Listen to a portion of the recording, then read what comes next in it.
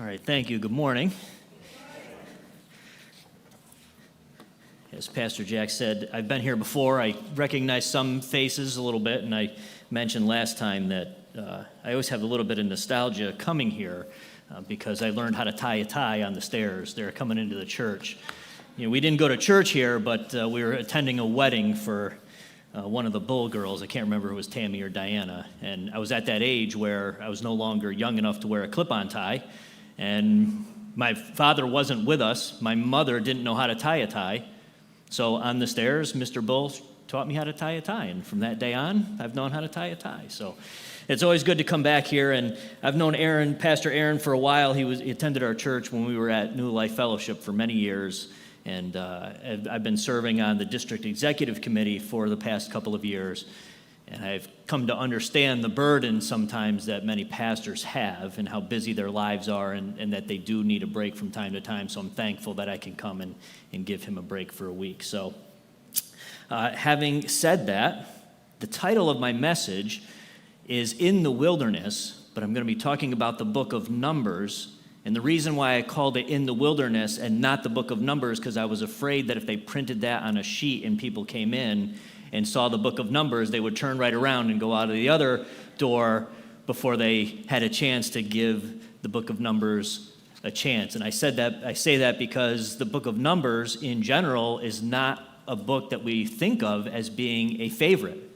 You know, myself personally, I like history, so for me, Luke and Acts are really, you know, the books that I would list as my favorites, and of course the other three synoptic gospels that I would also choose to be my favorites, and of course there's James and Peter and Hebrews and Romans. You know, those are all great. And now that I'm making a list and I think about it, probably Daniel and Nehemiah and Exodus and Genesis would all come before Numbers, and I should probably just end my list by saying, why don't I tell you the two books that I would put after Numbers if I was making a list of books that were my favorites. And you know, that would be Revelation, because I struggle with all the imagery, and probably Amos, because I forget that it's in the Bible half the time. So Numbers, in general, we don't think of Numbers as a book that's really one of the favorites or our go-to.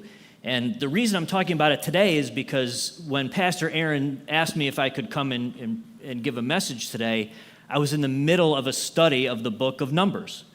As many of you have, I'm sure you have a reading plan, and I was doing Mission 119, and I was in Numbers, and I was kind of fascinated by it because although I had read Numbers before, and we all kind of know the story of the wilderness, I had forgotten there was so much in there. And so as I was going through that, I was thinking, you know, this was sort of getting into my heart that the message to deliver today might be about Numbers. And so instead of In the Wilderness, I'm now, because you're all captive now, I'm going to say we're going to say the book of Numbers, and we'll jump right into it. What my plan is today is to kind of pick out a few things in Numbers, because there's so much. We can't do Numbers wholly today. I'll pick out a few things as we go through, and then we'll see how that might apply to our lives in general today. So with sort of a 30,000-foot overview, and just picking out some of the things that are in Numbers that are of interest to us today. So the book of Numbers, being the fourth book in the Bible, was written by Moses and is part of the Pentateuch. I'm not sure if I said that right, but that's the first 5 books of the Bible. And in the Jewish tradition, they call that the Torah, which means for them teaching or instruction. In the English, we call it the law, the first 5 books. And I'm not sure if that's entirely accurate, because there's a lot of Numbers that's not law. Genesis, there's a lot that's not law. And so we have the book of Numbers in the Greek translations called arithmoi, and in the Latin, it's called numeri, which is where we get our numbers from. So that's how we know it today. But the original Hebrew term for the book is Bamidbar, and that means in the wilderness, which I think is maybe a more accurate description of what's going on in the book of Numbers. And the book opens with God telling Moses to do a census. And this is probably why Numbers is not one of our favorite books, because as you struggle through the first couple of chapters of Numbers, there's long blocks of chapter and text, and then there's another census later on that's just recounting the tribes and the numbers.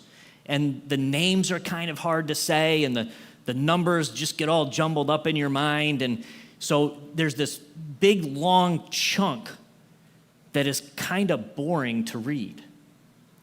I hope I'm not insulting the scriptures by saying it's kind of hard to read.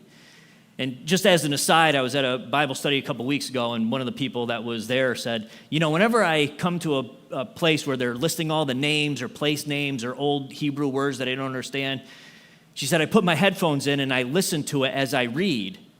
And so I did that. And you'll be amazed how smart you sound that you're able to actually listen to the words and you think you're saying them correctly, but then if you try to do it without listening to it, you can't do the names. Most of us in English, we can't do the names and the place names. So that's to make Numbers a little bit more enjoyable, maybe listen to it in your headphones while you're going through. It'll help you. Maybe you'll be as amazed as I was of how articulate I sounded pronouncing all of those names in my head. Well, we'll go to chapter 6, and the heading in my Bible is the Nazirite. And we have this chapter here that talks about the Nazirite vow, which some of us are familiar with or we've heard before. And a Nazirite is just someone who is specifically dedicated to God. Anyone can be a Nazirite. Man, woman, it doesn't matter. It's a voluntary vow that contained 3 parts. First was no razor was to touch your hair. So you'd have to grow out your hair for the length of your vow. You must abstain from alcohol, even down to the grapevine. You couldn't eat even the seeds or the skins of the grape. You had to abstain from anything that would be fermented or could be fermented. And then lastly, you must avoid dead bodies, animal and human. Even your own family, if they were to die during your vow, you were supposed to avoid the funeral or contact with the dead body. And there's 2 types of vows. One is voluntary, that anyone could take. And the other that we see more prominently in the Bible is a lifetime vow. And we see that with Samson, Samuel, and John the Baptist. Now, with Samson and John the Baptist, their vows taken by their parents on behalf of their child after they have an encounter with an angel. So if you are a parent and you have an encounter with an angel, just be prepared. You may have to make a vow on behalf of your child to be a Nazirite for the rest of their life. So that's chapter 6. I mentioned the Nazirite vow briefly. If we bump over to chapter 8, we see the Levites being set apart. And the Levites were set apart for special work. They were to assist the priests who were the direct line of Aaron.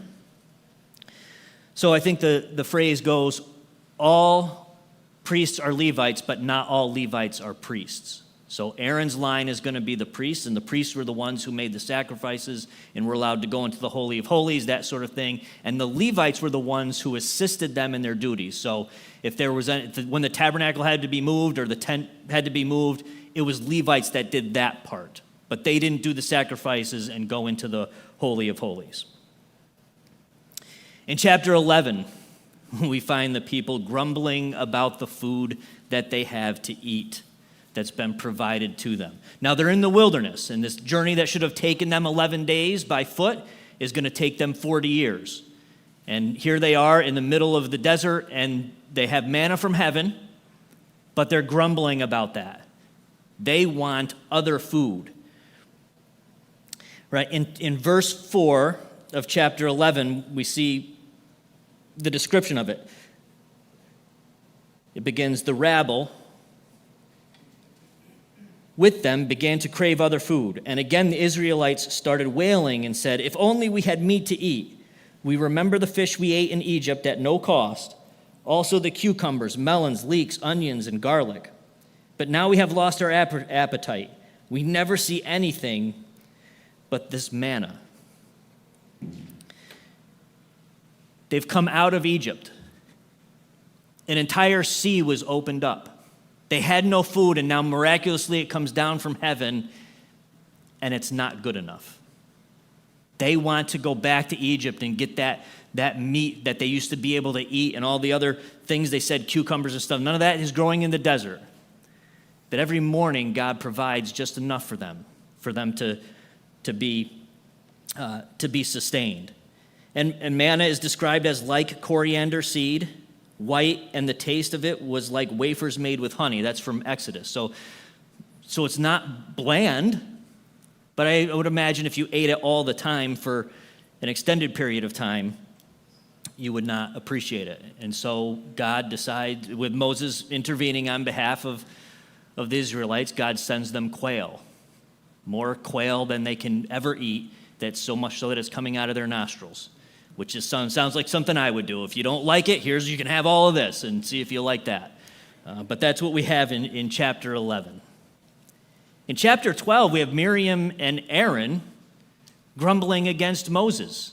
Miriam being Moses' sister and Aaron, of course, being his brother. So the chapter begins by saying Miriam and Aaron began to talk against Moses because of his Cushite wife, for he had married a Cushite.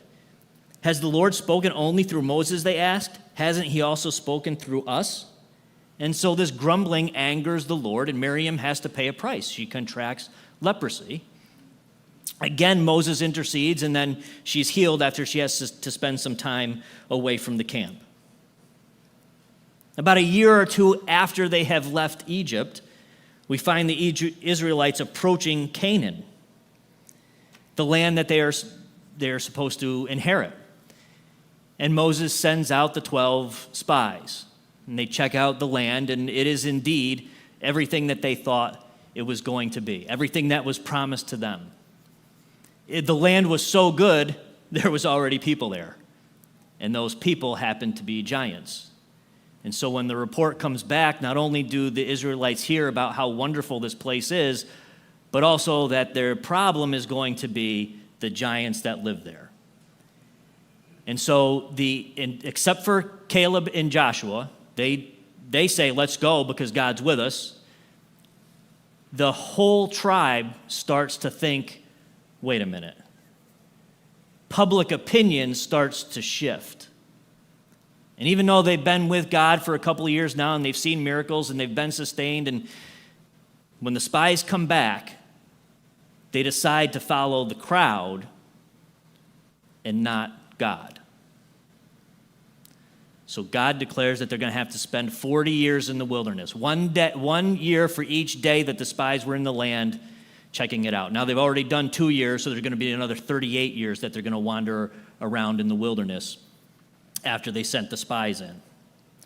The people don't believe that God can do what he said he was going to do. And they get scared, so they rebel. And they have to spend another 38 years wandering around in the wilderness because they just didn't trust God to do what he said. If we skip ahead to chapter 20, we find the camp grumbling again. At this point, they were in a spot called Kadesh in the desert of Zin, and there's no water. And so we start to hear the grumbling again. Instead of patience and trust in God, we hear grumbling. Where's the water that's going to keep us alive? So Moses is told to go out and speak to the rock, and water will pour out. In verse 10 of chapter 20, we see he being Moses, and Aaron gathered the assembly together in front of the rock, and Moses said to them, "Listen, you rebels, must we bring you water out of this rock?" Then Moses raised his arm and struck the rock twice with his staff. Water gushed out, and the community and their livestock drank. Sometimes people have trouble with this because Moses is told to speak to the rock, and instead he strikes it with the staff. And sometimes people will say, well, why does God care so much about that little difference? And, I happen to think, and I think a lot of other Christian commentators would say the same thing, is because Moses, as we hear him speak, he says, do I have to bring this water out of the rock? And he takes the focus off of God and he brings it to himself. He's clearly frustrated with the Israelites and their continued grumbling. And so Moses is going to have to pay a penalty for his disobedience. God told him, speak. He decided to hit with a rock. He's going to have to pay for that. And his punishment is going to be that he is not allowed into the promised land. Now, I happen to feel sorry for Moses. He's had to go through this whole from Egypt to here, and he can see it. He just can't go in. And we might think, well, that's unfair. It seems so unfair. Just because he hit the rock and he didn't speak to it, he can't go in. But there's a price to be paid for disobedience. And it's not that God doesn't turn his back. It's not that God that turns his back on Moses. He doesn't. It's not unforgivable. It's just there's a consequence for that. And that's where we see Moses can't go into the promised land, and we just think it just seems so unfair, and we feel sorry for Moses. In chapter 21, the Israelites find themselves wandering around in the desert. Bear in mind, this is a situation of their own making. And they start grumbling again. This time, God sends venomous snakes among the camp. And the snakes start to bite the Israelites, and they start to die. Moses, of course, intercedes again, and God tells him, fashion a snake, put it on a pole, and everyone who looks upon the snake will be healed. I can't remember. I know that there's the number in the book of Numbers. The actual number of people who died by getting bit by snakes is in there. I just forgot what it was, and I didn't write it down in my notes. So the snakes are killing the Israelites because they're not trusting, they're not believing in the Lord, they're grumbling again. But this story is, again, one of those ones that some people will say that just doesn't sound real.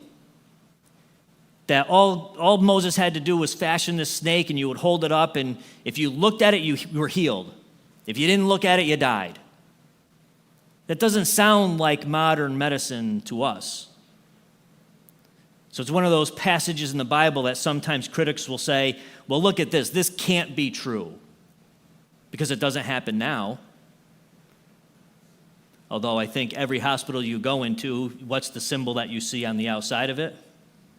I'm not saying that's how it works. I'm just saying that symbol that we all look at on the sides of ambulances, on hospitals, on the the place you go when you don't need to go to the hospital or the emergency room, but you can walk in. They all have those, right? And so all you had to do if you were an Israelite and you got bit by the snake is look, you see, you can be healed.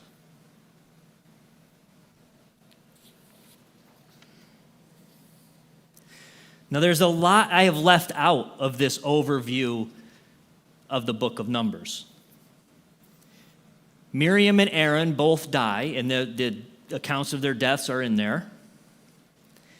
There's a very lengthy and very repetitive description of the offerings made by each tribe in chapter 7. I think the kids say don't sleep on something when they say don't fail to give something its due, right? They say don't sleep on it. Don't sleep on the book of Numbers. But if you get to chapter 7 and you'll fall asleep, I'm sure you'll be forgiven. It's very, very repetitive and very lengthy. There's another rebellion led by some of the leaders in the camp against Moses. Their disobedience cost them being swallowed up by the earth. 14,000 of them dying in a plague, because the leaders of some of the families in the camp rebelled against Moses. The talking donkey is in the book of Numbers. Although I'm not going to talk about the talking donkey today. There's also some difficult passages in Numbers. There's a man who's stoned to death for working on the Sabbath. There's a few other things, if you go through the Bible, there's some let's call them controversial and difficult things, difficult passages to work through. I'm not going to talk about those today either because I'm a guest. We'll leave that for Pastor Aaron when he decides he wants to talk about those more difficult passages. The appointment of Joshua as Moses' successor. It's Joshua who's going to lead the Israelites into the promised land.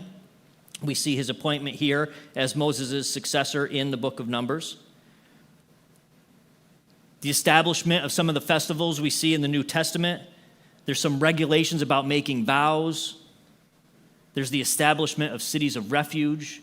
All of this is in the book of Numbers, which, let's not forget, is not one of our favorite books of the Bible. There's a lot here. And there's one thing that I'll share with you. This is not original to me. I found this as I was going through the book of Numbers. The census itself, if we take a look at it, each one of in the layout of the camp, each one of the camps has, during the census, you get the number. So the first and largest of the camps is the camp of Judah, and that has 186,400 people. And then you have the camp of Dan, 157,000 and change. Reuben, 151,000. And then you have Ephraim at 108,000. Now, what we didn't talk about was the Levites. They're going to be separate from the others because they have to work at the tabernacle. And if you were to look at the layout of the camp from a drone perspective facing west, so you're in the east facing west, the tabernacle and Levi would be in the center.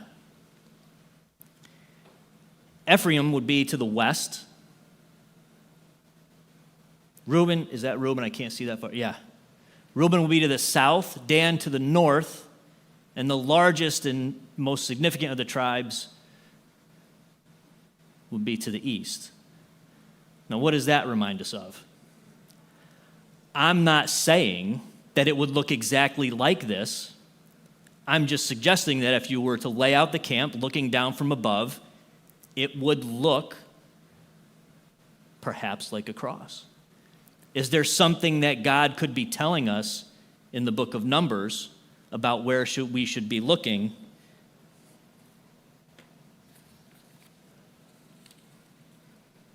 The overriding theme in the books of Numbers is that God works with flawed and rebellious people. God is faithful to his covenant even when we are not.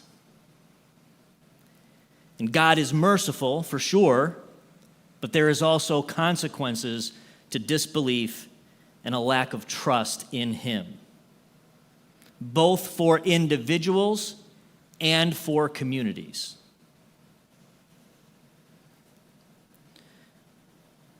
So let's think about some of the things that we talked about today.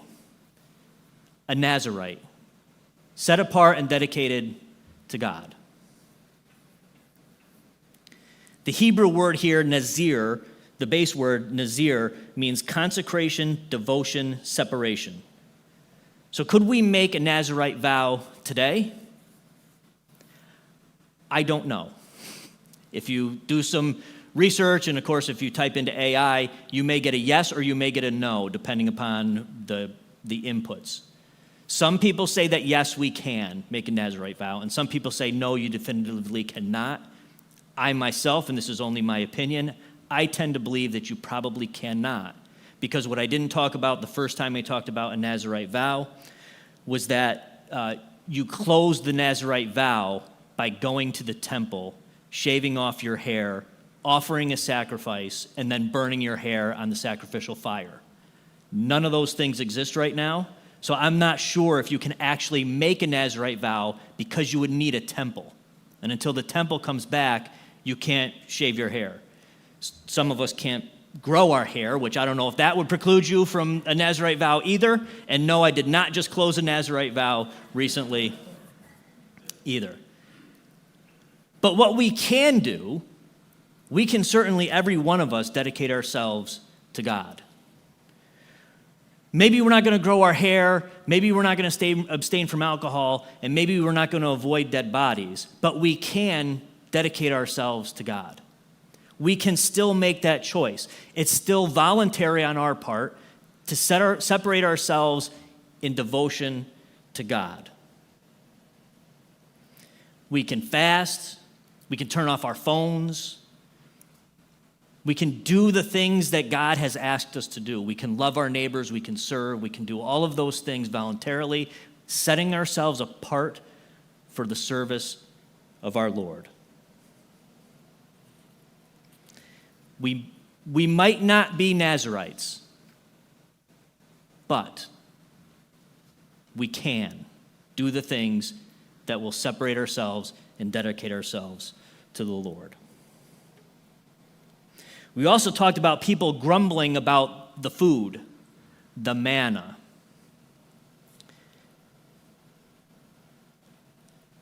Manna from heaven, a miracle every morning, providing for the Israelites, and yet we still grumble. And we can do that too. We can also grumble about not being satisfied with what God has given us, not appreciating the blessings that we've been given, failing to recognize the miracles of God that He's given us in our own lives and the lives of people around us.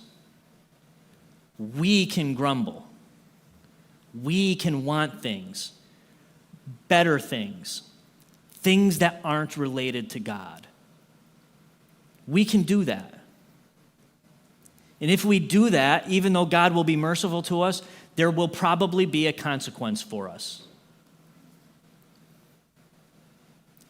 Miriam and Aaron complained about Moses and about their role in the hierarchy, as it were, as they wandered around in the wilderness. Why, they think, is Moses so special? And we can do this too. All right, I can do this too. I can look at someone else who's a much better prayer than me, whose words always seem to be the right thing, and I kind of stumble through what I'm trying to say to God, and I don't always know what I want to say, and I don't have things to say. And then I see other people, and it's just like their prayers are always spot on. They're so smooth.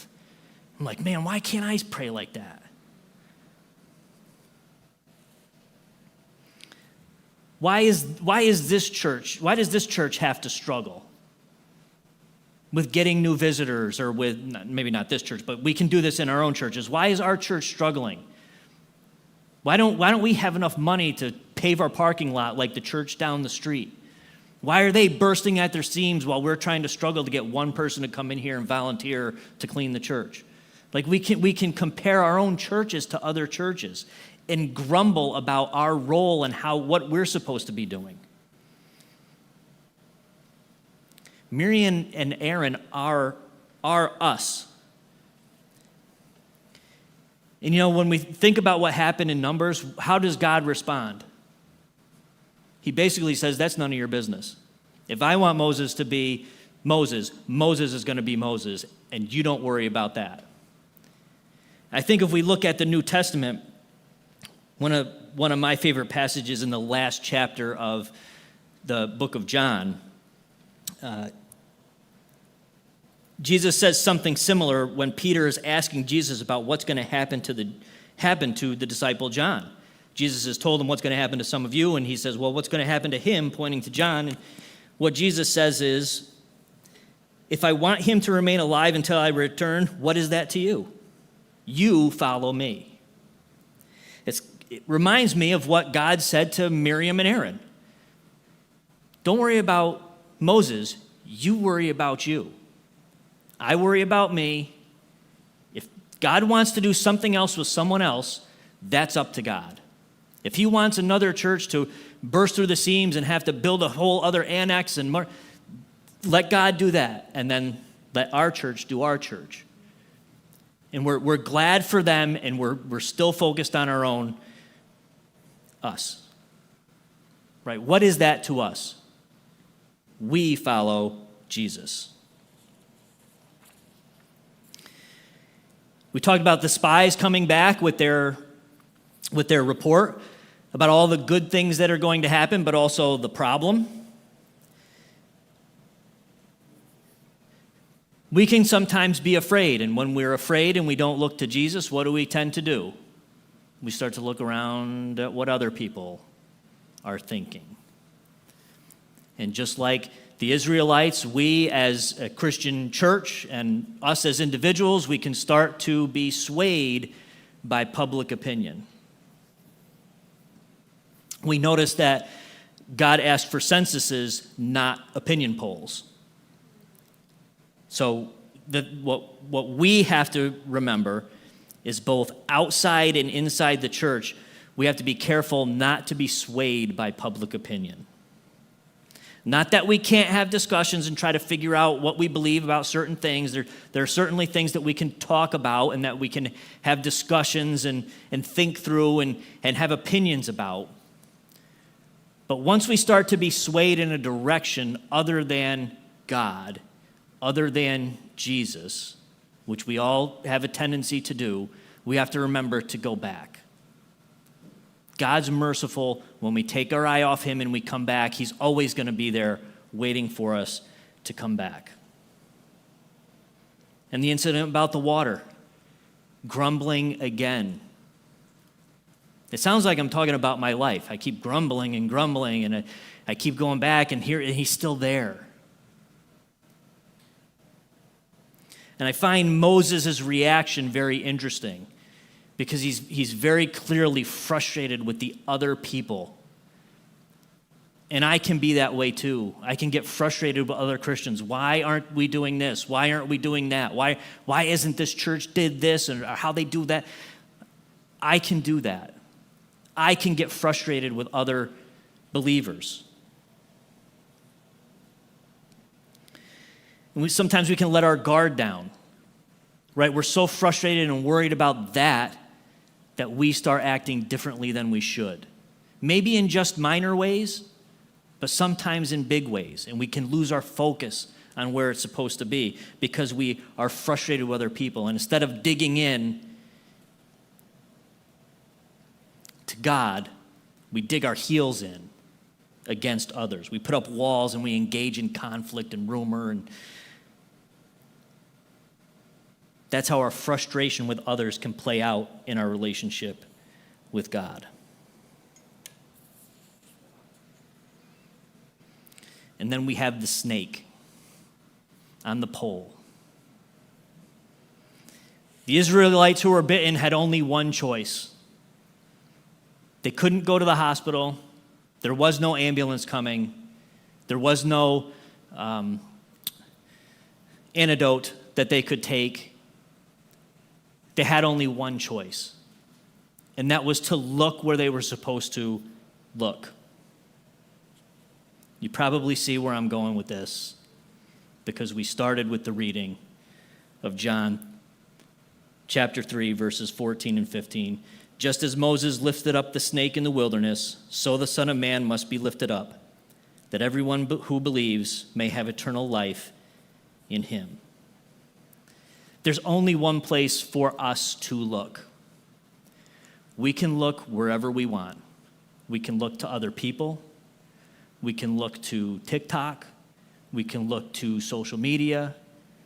We can look to, everywhere we look is not going to be where we have to look for eternal life. And instead of a snake, we look at a cross. That's the only place that we can look, because Jesus was lifted up for us to turn our eyes to him to be saved. Do we have another song to sing? Okay, so as the worship team comes back up, let's not forget where we are supposed to be looking. And like I said, don't sleep on the book of Numbers. It's there for us to learn and to take the lessons for our life. It's there for us. All right? We just have to get through the census and all the other blocks of text that are so difficult for us to read, but those gems are in there for us. And maybe the most important one is where we are supposed to be looking. There's only one place.